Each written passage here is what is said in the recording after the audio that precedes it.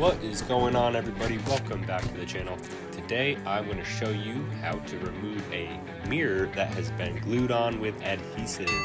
This is going to be like a liquid nails or some sort of other heavy construction adhesive. And there's a couple ways to get these off, but I'm going to show you the best way and how to do it with using tools that you probably have around your house already. Now, the best way to get this done while minimizing the risk of damaging the glass is to use typical wooden shims or even paint sticks and a rubber mallet or a hammer to tap them in behind the mirror slowly. The idea is to gradually separate the mirror from the sheetrock by wedging larger and larger shims behind it. This will slowly start to rip the paper layer off the sheetrock, releasing the bond between the wall and the back of the mirror.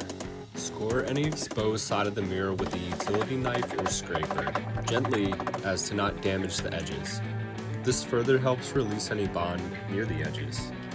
I'm currently only able to access the mirror from one side, which is not ideal, as that means I will need to add more shims on this side to be able to separate the bond behind the rest of the mirror. Mirrors are obviously very fragile, so the best approach would be to add shims from multiple sides to reduce the strain on one particular edge of the mirror. However, things are rarely perfect out in the field, so you have to work with what you got.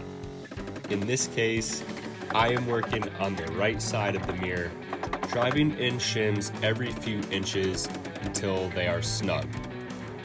Now, you don't want to slam these in, but tap them in lightly and gradually, working your way from shim to shim, and then going back to your previous shims to snug them up as new shims are added and expand the wedge gap between the mirror and wall.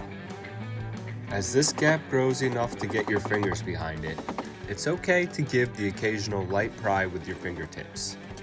This may help rip a bit more of the sheetrock paper and separate the mirror a little further.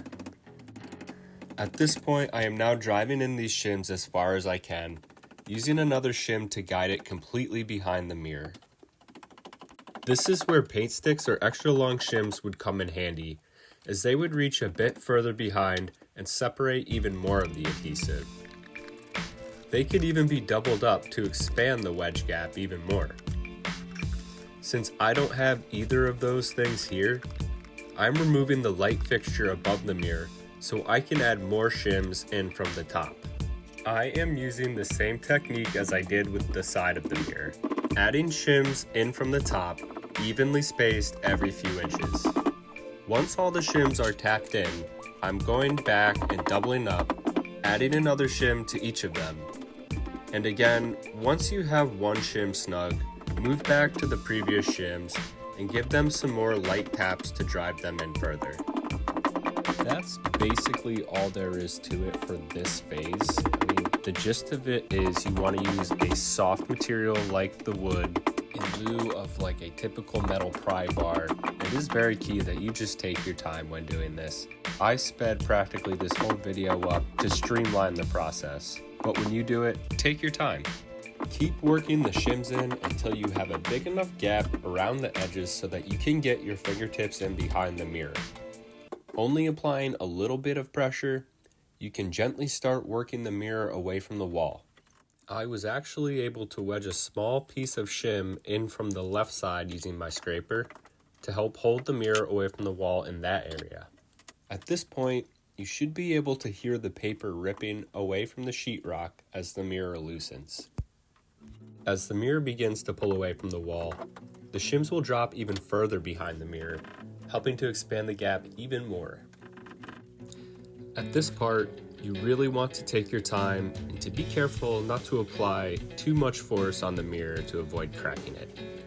You can shake the mirror back and forth very gently to help break any remaining bond. And as this finally comes off the wall, just make sure you have a good grip on it so you don't drop it right at the end. And hey, we finally got it.